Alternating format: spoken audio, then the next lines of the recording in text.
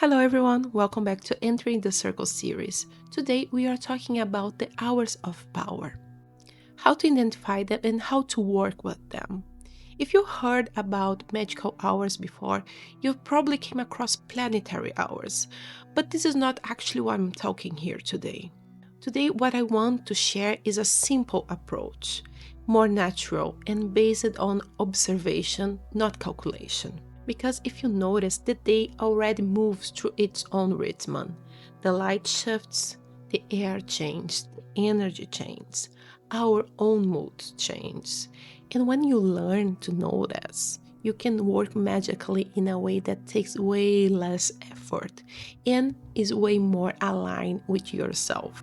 So when I talk about hours of power, I mean the four energetic turning points in the day. Each one connects to an elemental force, and each one also favors a different type of work. But before we start, I want to go through something that matters. The four elements, they don't only exist in the world around you or outside of us. They live also inside of us too.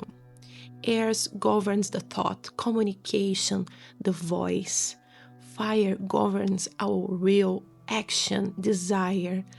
Water governs our emotion, intuition, our memory. And earth governs the body, stability, our material life. When you work with the right current at the right time, the work tends to flow better. And this is why I'm talking about this today. So now let's go through each hour. Starting with the hour of air. The dawn belongs to air. This is the hour of the first breath. Fresh thought, the mind before the noise begins. Air rules the thought, communication, and our voice. When air is balanced in our life, we think clearly, we speak easily, and we learn without resistance. But when air is not balanced, we have very difficulties with our thoughts, our mental noise. We have no focus. And this is why the morning matters. Before the day gets loud, you still have a small window to direct your mind and your purpose for the day. And this is actually one of the simplest magical acts, is to pay attention in your first thought when you awake. The first thought sets the whole direction that your day will follow. If your mind goes straight into stress, your energy will flow in this direction as well. So before the phone, pause, breathe, choose a direction. You can do something simple like, today I move with clarity, or today I stay focused. Today I breathe before reacting. This is already a spell, very low effort. It's possible to do daily and feels real. And this can be your everyday air practice. You don't need a full morning ritual. One small thing is enough. You can also make part of this morning low effort ritual to open a window, to take a deep breath before starting anything else. Drink something warm in silence. You can also write a few lines if you want in your book, or simply sit quietly for a minute.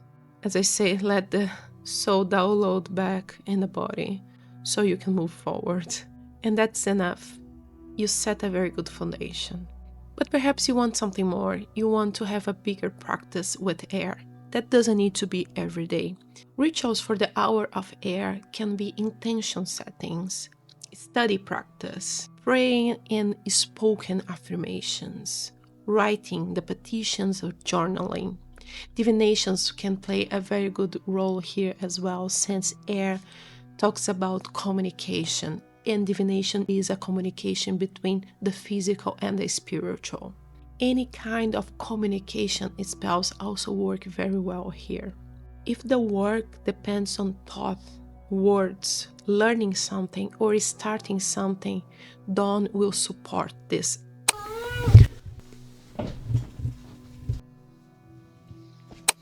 Now we go forward with the hour of fire.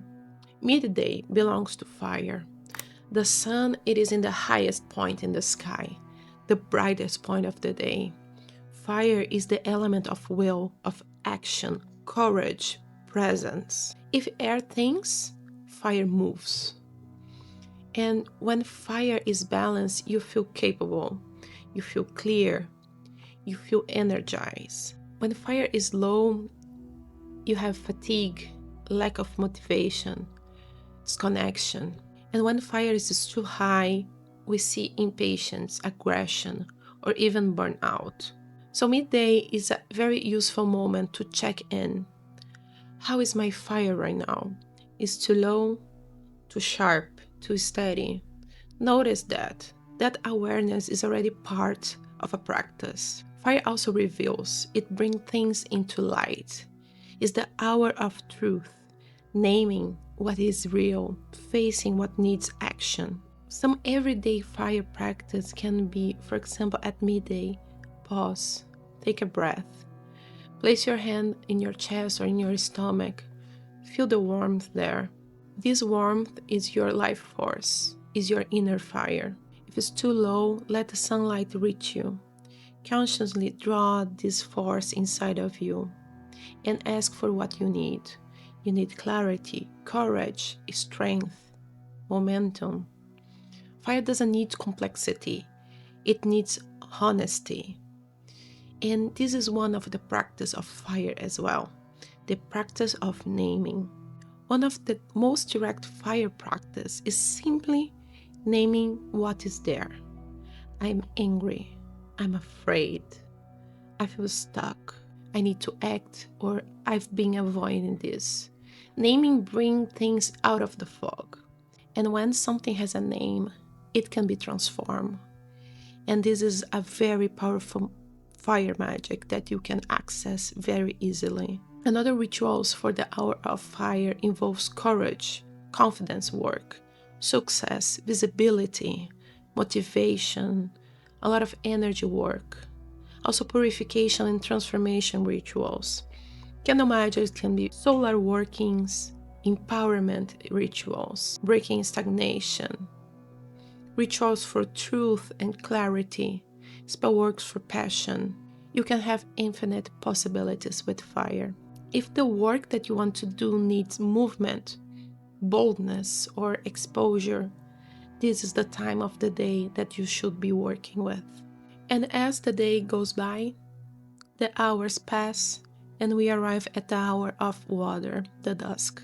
At this time, the light softens, the day begins to turn inwards. Water rules emotion, intuition, memory, connection, and also release. Fire is outwards, and water brings us back to inside. This is also a time of the day that many people feel the deeper feelings rise. The day is setting, and what you carry through the whole day begins to come to the surface as well. So dusk is a good moment to ask what I am still carrying from today. What do I feel right now? What needs to be released before tomorrow? Water teaches softness, teaches to listen, and show us our emotional honesty. And with honesty also comes the power of forgiveness, but not the performed kind, not pretending that nothing happened. The kind that says, I'm not carrying this into tomorrow. That can be a thought, a resentment, a disappointment, or that conversation that stayed with you the whole day. Dusk is when you let the day loosen its grip. When water is balanced, compassion, gratitude, empathy, peace are with us.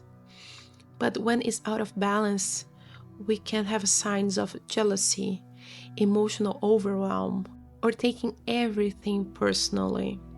If that happens, don't attack yourself.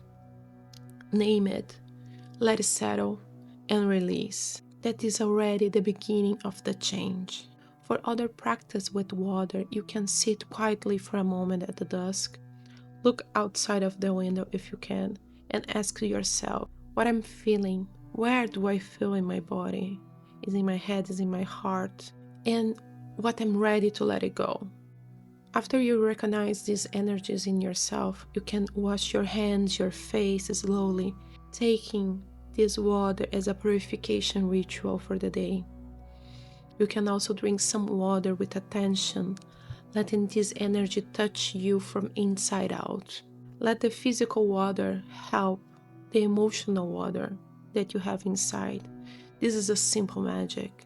Another rituals that you can use in the hour of water is emotional healing, love work, reconciliation work, forgiveness, works for intuition and dream magic, astral reflection, cleaning rituals, also everything connected with the psychic sensibility, self-love work, but also releasing grief, sadness, or old emotional weight. You can also use this time to bless your home with calm and harmony. If the work that you're doing depends on feeling, on connection, intuition, or release, the hour of the water will provide a very good help in this moment. And now the day comes to the end, and we reach the point of the hour of the earth. Midnight belongs to the earth.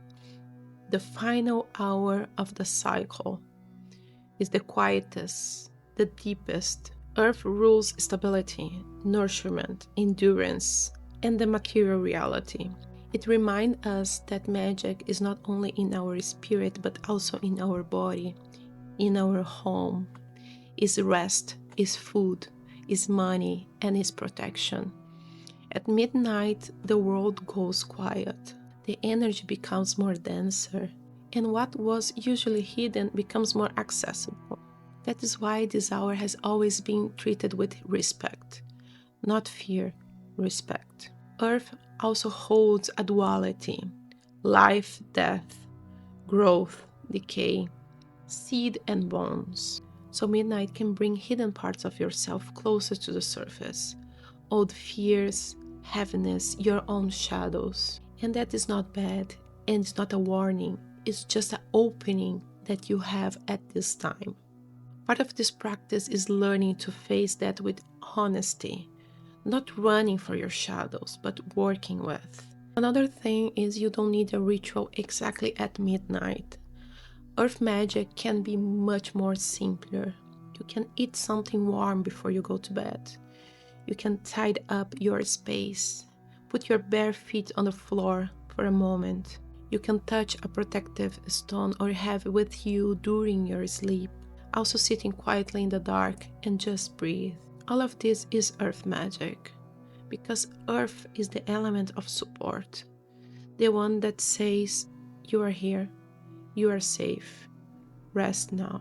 Some rituals that you can work with the hour of earth are grounding rituals, prosperity and abundance work, money magic, home protection, healing rituals, endurance, stability, banishing works, boundary setups, protection charms, sleeping blessings. You have many possibilities here. Ancestral work can also be an opportunity here. If you want to know more about that, you can check the link specific for ancestral work. If you are doing a work that depends on stability in material results or protection, the energy of earth will help you with that. And here we comes to the full cycle.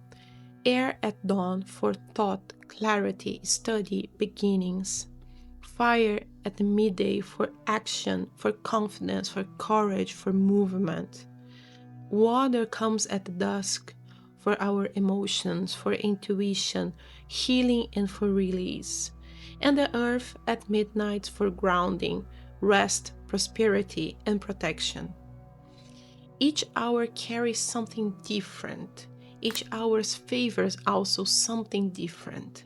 And once you begin to notice these rhythms, witchcraft stops feeling a separate thing from your daily life. It becomes part of how you wake up, how you act during the day, how you decompress in the evening, and how you go to rest. And this is the real point of the hours of the power. For me, this is one of the simplest foundations of a daily practice. It doesn't require a ceremony or a full ritual. It's attention. If you want to go deeper with this work, there is also a video about the moon phases that will pair naturally with this one. You can find the link also here below. Thank you very much for walking with me today. It's good to have you back here in the circle. See you next time. Bye.